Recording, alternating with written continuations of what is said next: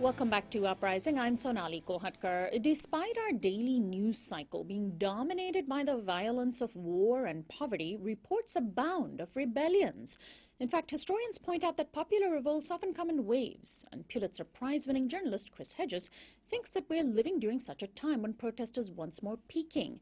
Pointing to 1848 and 1917, when worldwide political activism surged, Hedges singles out the Arab Spring movements and those against austerity in Greece and the Occupy movement in his new book called Wages of Rebellion, the Moral Imperative of Revolt.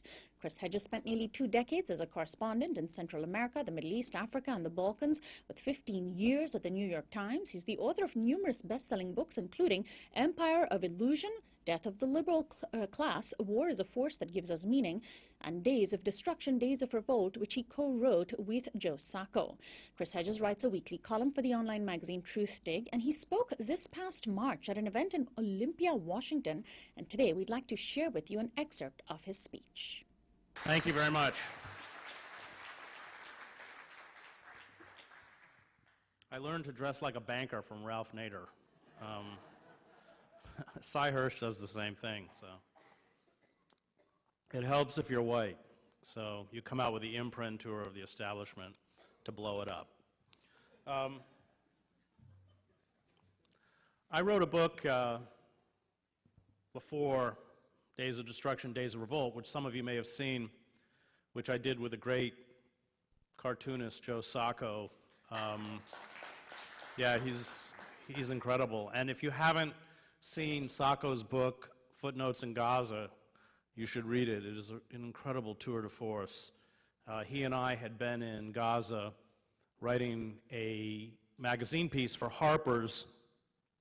We had lived in a refugee camp called Han Yunis for 10 days and just wrote day by day what that experience was like for the Palestinians, including, of course, in the afternoon, witnessing Israeli soldiers taunting in Arabic. I speak Arabic, and one afternoon we were near the edge of the sand dunes where the Jewish settlement was, and we hear in Arabic, ta'al, ta'al, which means come, come.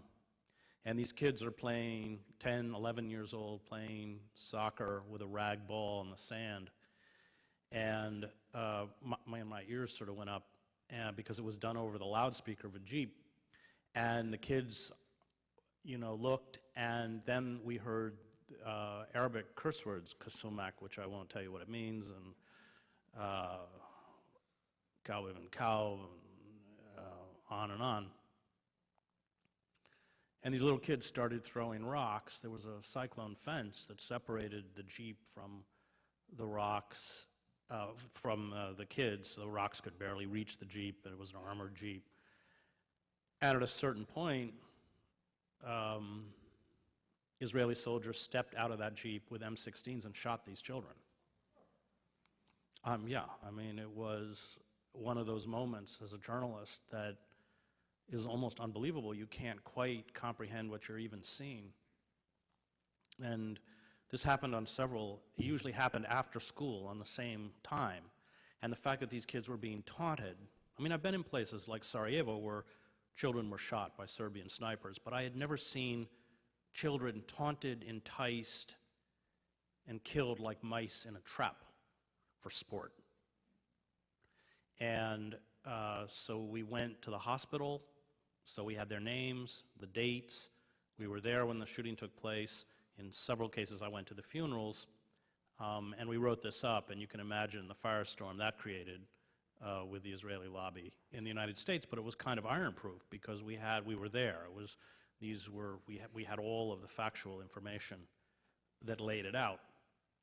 And in the course of this story, we kept hearing about how in 1956, during the Israeli occupation of Gaza,